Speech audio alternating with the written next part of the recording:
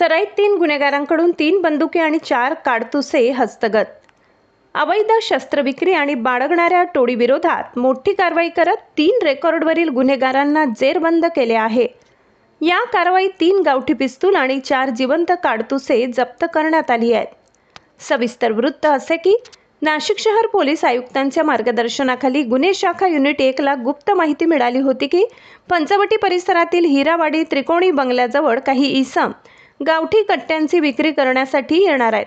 या माहितीच्या आधारे वरिष्ठ पोलीस निरीक्षक डॉक्टर अंचल मुदगल यांच्या नेतृत्वाखाली विशेष पथक तयार करण्यात आले आणि सापळा रचण्यात आला.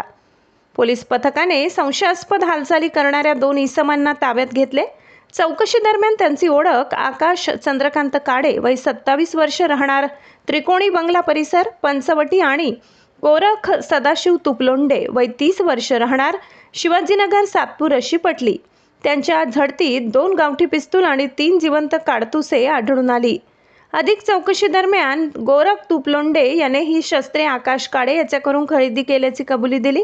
त्यानंतर पोलिसांनी पुढील तपास करत रोहित निलेश नेवारे वय 29 वर्ष राहणार बेथेलनगर शरणपूर रोड नाशिक याला ताब्यात घेतले.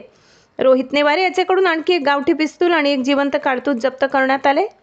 या कारवाईत पोलिसांनी एकूण 3 देशी बनावटीची पिस्तुले आणि 4 जिवंत काडतुसे असा सुमारे 1,54,000 रुपयांचा मुद्देमाल जप्त केलाय.